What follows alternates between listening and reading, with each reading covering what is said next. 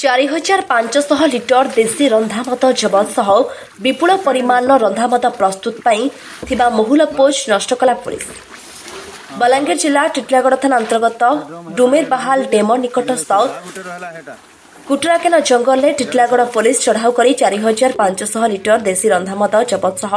विपुल परिमाण महुल पोच नष्ट कर सूचना दी जाइछि। जंगल मझिरे विपुल महुल पोच संग्रह करी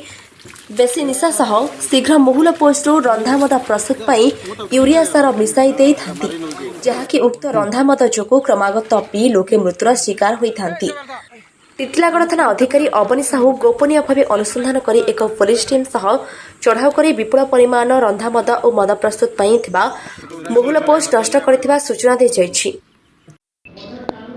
आज 26/4/2024 अर्ली मॉर्निंग रे हमको गोटे इनफॉरमेशन आसला डुमेरबाहाल जंगल भितर गोटे कुटराकेन गाँ पाखरे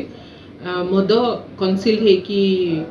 अच्छी एवं से आमर एसपी बलांगीर सारंकर नेतृत्व रे आमर गोटे स्पेशल टीम फॉर्मेशन होता एवं आमे ताकू रेड करूँ एवं रेड रे आमर आईडी लिकर पखापाखि 500 लिटर एवं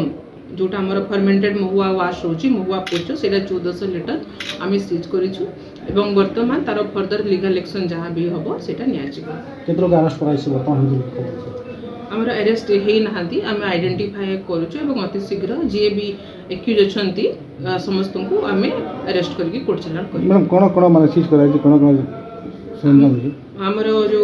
जमी कहली देशी मद आईडी लिकर सीज होती फर्मेंटेड महुआ वाश सीज होती से रोषे सामग्री जी अच्छी से सीज होती बड़ साइजर प्लास्टिक पॉलीथिन सीज होती ड्रम सीज होती हांडी सीज होती। Thank you.